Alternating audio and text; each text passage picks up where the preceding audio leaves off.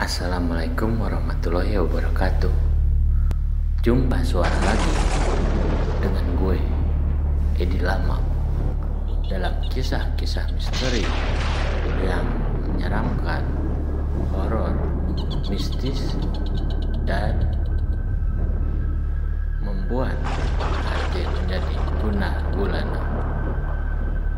Pada kesempatan malam hari ini, gue akan menceritakan kisah seram plus mistis yang dialami oleh seorang sahabat kita yang bernama Udin Ketuk.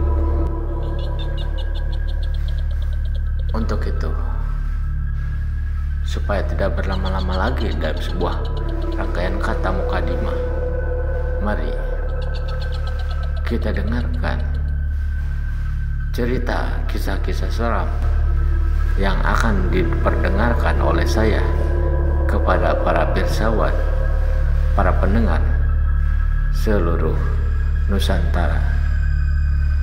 Biar gak berlama-lama lagi, mari kita duduk sama-sama. Mari duduk, jangan tiduran. Siang itu, sepulang dari kekasih pujaan hatiku yang ada di daerah Sikeloa, aku lempang di sekitar Gang Sedang Sari. Kulangkahkan jari jemariku, jari jemari kakiku maksudnya. Aku menyusuri jalan setapak yang sambil kulihat rumah-rumah penduduk di kanan dan di kiri diriku itu. Sekapung aku sambil megang pagar rumah orang, sambil aku gigit kerah bajuku yang paling depan untuk menenangkan hatiku yang masih dalam keadaan tidak enak hati, karena tadi pas aku pulang, aku papasan sama kabogoh aku, namanya si Eti. Aku waktu itu pakai celana blue jean yang udah hauk karena tidak dicuci selama hampir 3 bulan, yang ada bolongnya di pas bagian bujurnya. Aku juga memakai sandal swallow warna bulau yang ada bekas kasunut rokok sebelah kirinya. Kostrek. Itulah suara derap langkah kakiku. Aku lumbang. Tak kuhiraukan orang yang lewat jalan kaki maupun yang pakai kendaraan, maupun yang sambil ngadorong roda nganterkeun beas di pasar.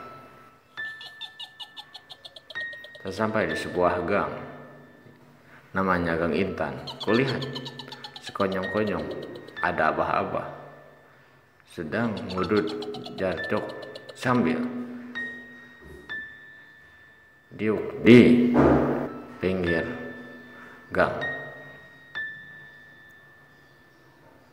Lengan kanannya megang bala-bala, sedang lengan kirinya di ramo-ramonya dia menjepit rokok jarcok. Rambutnya udah beruban, hampir 3/4 dari kepalanya ubanan. Sisanya yang 1/4 warnanya udah warna merah dan agak botak. Kulihat waktu dia makan camuya bala-bala itu, bulu hidungnya keluar, dan kayaknya dia lagi salesma karena ada leho di sebelah lubang hidung yang sebelah kanannya.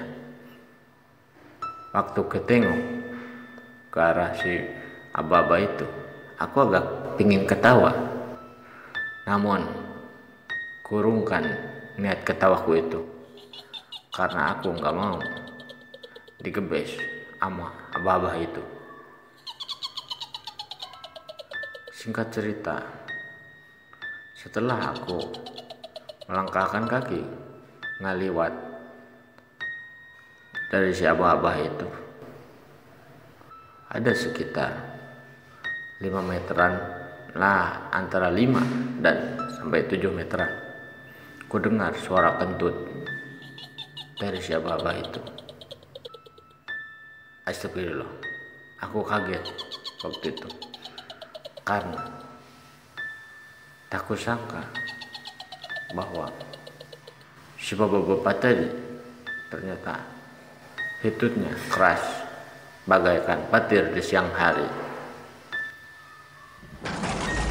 Namun tak apalah, aku relakan kepergian maaf, itu malah lagu. Aku merelakan hitutnya siapa itu membuat telingaku serta degup jantungku menjadi berdetak kencang. Aku pun meneruskan langkah kakiku. Tak terasa aku udah sampai di GSG RW 14. Kulihat di buruan RW 14 itu ada anak-anak lagi ucing jibe, yaitu ucing benang hiji benang KB. Jumlahnya ada 3-an, tapi mereka terlihat begitu riang gembira dengan apa yang mereka mainkan. Padahal ucing jibe itu enaknya minimal 7-an, gumamku dalam hati. Kulihat salah satu anak dari mereka itu yang sedang main ucing jibe, boknya dipangrokeun. Aku pikir mungkin orang tuanya adalah dulunya baragajwa, jadi anaknya kena getahnya. Boknya kayak Mr. T, aktor legendaris tahun 80-an yang sekarang sudah tiada. Tak kuhiraukan anak-anak yang sedang main itu, dan tak kugelenang mereka karena aku bukan guru BP. Aku pun ngagidik lagi untuk menuju rumahku yang ada di RW 21. Sesampai di depan Meong Akuarium, kulihat ada mas warung, yaitu nunga warung di dekat Meong, sedang nyabutan bulu irungnya sambil duduk di jojodok kayu yang terlihat tua dah terlentak. Waktu itu aku dalam hatiku pingin ketawa karena dia mirip, wajahnya mirip tukul, punjua bulu hidungnya dibotakin alias jalan kabeh pakai pinset. Tadinya aku pingin coba menyapanya, tapi tak enak hati. Aku takut aku tertawa jika aku bertanya padanya. Maka kurungkan niatku itu walaupun baik. Setelah aku urungkan niatku itu, aku coba menggodok pesak aku yang depan maupun yang belakang. Astagfirullahaladzim, ternyata aku gak punya uang sepeser pun, karena tadi aku udah jajan gulali waktu aku main ke rumah kabogohku si Eti yang di Sikelo.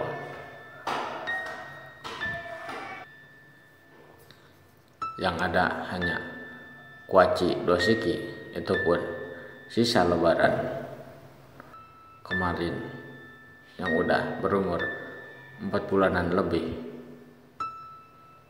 Aku merasa jengkel dengan apa yang menimpa hatiku. Kulemparkan kuaci itu, kulemparkan lagi maksudnya ke pesaku lagi. Karena barangkali siapa tahu datang ke rumah aku kelaparan, gak ada nasi, maka bisa kuopi kuaci sisa itu. Sambil pura-pura gegetret culi aku. Aku pun meneruskan lubang aku menuju pademukan imah aku yang ada di RW 2 hiji. Sebelum nyampe ke rumah aku yang ada di RW 21, aku ngajenteng dulu di pinggir jalan. Karena kalau aku meneruskan langkahku menyeberangi jalan itu, bisa jadi aku jadi dodo wajib. Karena banyak kendaraan yang lagi lalu lalang, terutama mobil-mobil yang nganterkan angkot serang-serang.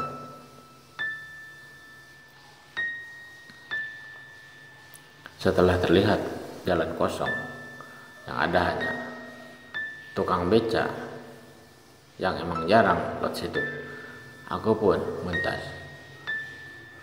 Agak engklai, aku pun menyusuri pepodonan itu yang gangnya menuju rumahku. Kulihat di samping kiriku ada Bu Edo yang sedang napi beas. Aku pun langsung terbersit dalam pikiranku untuk minta beas ke Bu Edo.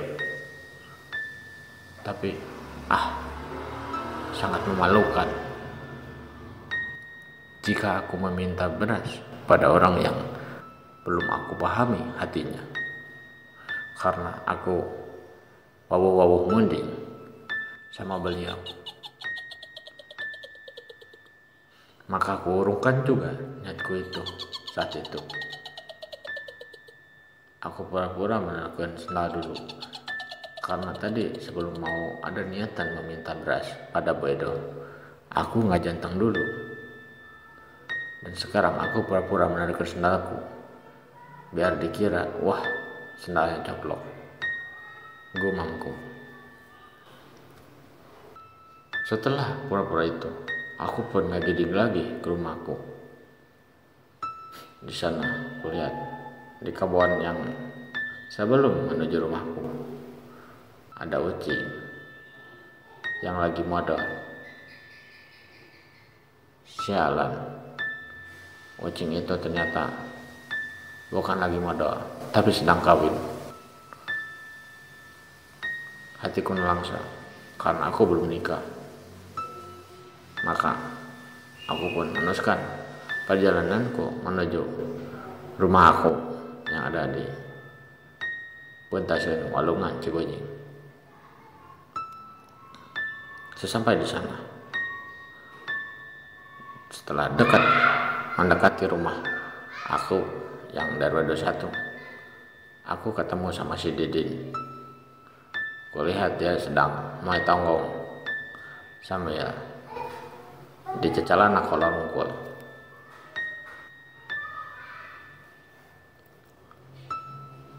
Rambutnya basuh kayak vokalis The Truth yang sudah meninggal.